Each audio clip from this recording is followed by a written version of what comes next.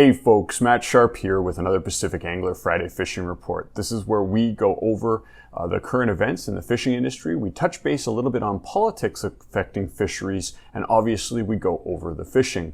And this weekend we're filming for Remembrance Day long weekend, and so if it's nowhere near Remembrance Day, click up here. This is a link to all of our fishing reports, and we do it every Friday, so we've probably got something more up to date for you. This week, we are going to look at the weather specifically because we're going to get a pretty nice little bump of water. One that I don't think is going to blow the rivers out, but I think is going to make for some good fishing. We're going to take a look at how that's going to affect the Vedder River, the Squamish River, and the Harrison River. We also got an update on the chum fishery, so we'll look at that. And we've got a new fly this week that we did a video on. Zach did it. It's called the Boss Hog. It's a little more involved, a little more advanced pattern than we've done in the past. So something you'll definitely want to check out. With that in mind, we have our steelhead fly tying jam session coming up, and it's something we invite everybody to. I'm going to have details on that at the end of the report. And also, I do want to touch base on an article that came out in the Vancouver Sun concerning Thompson River steelhead. They're widely considered one of the coolest steelhead on earth, but they're in real trouble right now. So we're going to go over that article and look at some of those numbers. As always, if you want to see more videos like this, please consider hitting the subscribe button. And without further ado, let's get into the fishing report.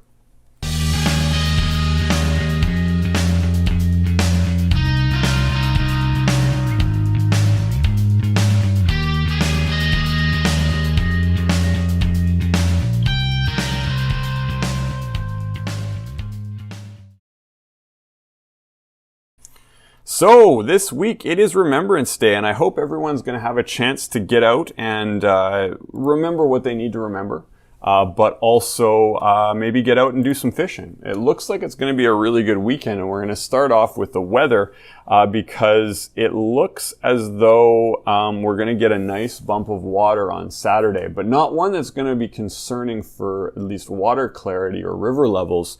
And it's something that we need because the river levels are quite low. We'll take a look at that when we look at the hydrometric graphs. But you can see I'm filming, again for full disclosure, on Thursday morning. It's 6:30 here at the shop, but Friday we should only see about 1 millimeter, a little bit of rain here and there mixed with some sun. And then we've got that little bit of a storm coming through, but it looks like it's only going to get about 10 millimeters, at least up in the Squamish area. And that's a good thing. It's going to bump the river up just a little bit, add a little bit of color, bring in some fresh fish. So I definitely expect good reports from the Squamish over the next 3 to 5 days. Throw it on out to the Chilliwack, and it looks as though the Chilliwack's going to get a little bit more weather, at least as I write the report today. It looks like it's going to be 15 to 20 on that same time frame on Saturday. Now, that might be something to keep an eye on. It might dirty the water up a bit, but both rivers, like I talked about, Squamish and the Vedder, are quite low right now. So again, I think overall this is really good for fishing. You might have to be jacketed up pretty heavy on Saturday, but I think you can fish right through this storm and have excellent fishing opportunities. Throw that up to the river levels, and we can pull up Squamish, and we can see that the Squamish is quite low right now. It is at a 2.8 on the graph. We talked about it last week, but you can see all these little bumps along the way. Those are the hydro station opening up and really don't affect too much of the fishing. But I expect to see a nice little bump come Saturday when we get that 10 mils. If it gets somewhere in the 2.5 range, it should be excellent. As always, if it pushes vertical through 3, you might be considering some dirty water. But at least with 10 mils on the forecast, I don't expect that to happen. Now, if we were looking at this report on Monday, this last week, it was suspected that they'd get 20 to 30 up here. So they have downgraded that weather substantially. So as always, keep an eye on it. This is when you'll want to follow along, because if it 20 or 30 or 40 does come, then we're going to get pushed up into that 3.54 range, and that will be a blowout. But if it stays below 3, I think you guys should have some excellent fishing over the weekend. On the Vedder, she's also a similar story. She's quite low. She's at sort of a 1.6 right now. And again, I expect it to bump up, again with more water out in the valley, but it should be good fishing right across the board. Overall, the fishing on all our 3 major systems has been good this week, with some caveats. Guys have had to work because the water got low and a little bit clear as we expected. So guys were dumbing down their presentations on the Squamish, as well as on the Vedder, but still managing to put up some good numbers. The other news was the Harrison. The Harrison had some decent fishing over this week. It's one that does better when the water is low because you can access more of the river. And we had some good chum reports. We had some good coho reports. Sterling was out, got a number of fish when he was on the water.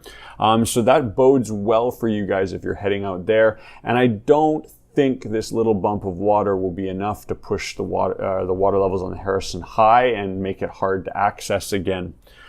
So with the chum numbers in mind, a big shout out to one of the comments on last week's report. One of the guys said, hey, you got to pull down the chum bracket in the Albion test fishery graph and you can still get chum numbers. It's ironic that I've been looking at the Albion test fisheries for well over a decade now and I never even knew that existed. We've been so hyper focused on Chinook numbers that no one ever really worried about chum numbers. It's an ironic twist how we're now facing problems with chum and facing problems with pinks. Fisheries that we may not have looked at it as closely in the past.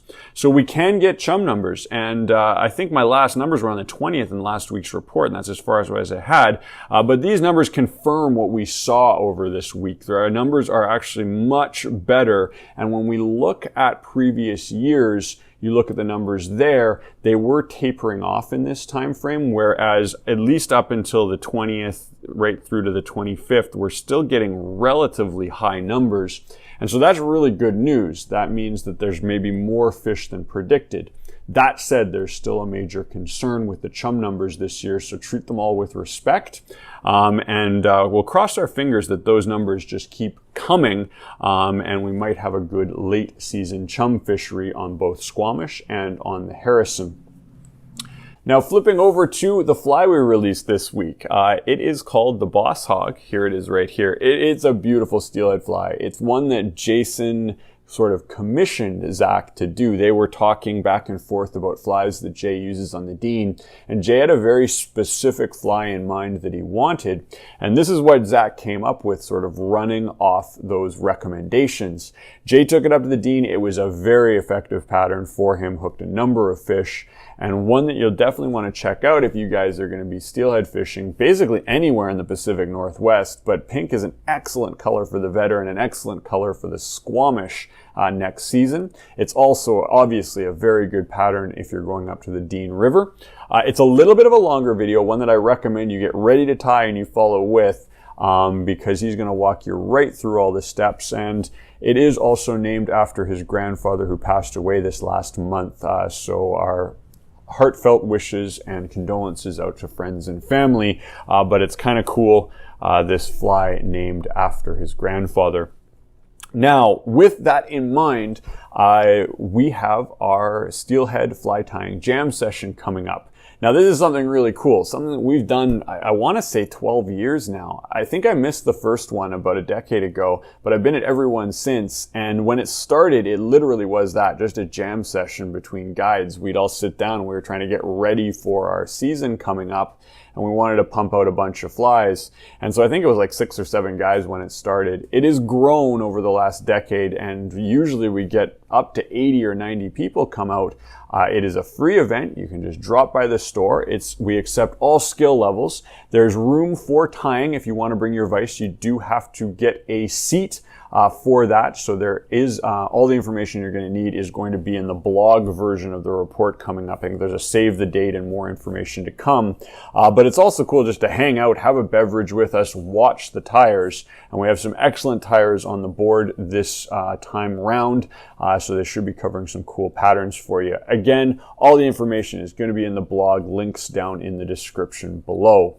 The next one may not be as positive news, but I believe it's fitting because obviously we're coming up on Remembrance Day. There's much more important things to remember, but I believe that Thompson steelhead are one that we don't want to forget either. The Thompson steelhead are widely considered one of the strongest, one of the hardest fighting and most aggressive steelhead on the planet.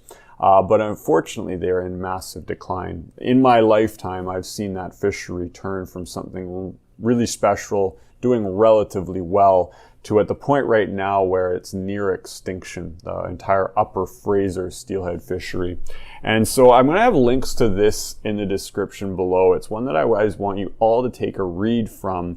And again, with the let's not forget thing in mind, because if we do some hard work, if we move things in the right direction, there's still hope for this fishery, but it's one that needs a lot of work and we need to pay attention to. Well, that's everything I've got for you guys this weekend. I hope you have an enjoyable long weekend. I hope you remember what you need to remember, and I hope you guys get out and do some fishing. I plan on getting out maybe Monday as well. As always, if you like what you saw in this video, please consider hitting the subscribe button, hit that like button, and we'll see you in next week's report.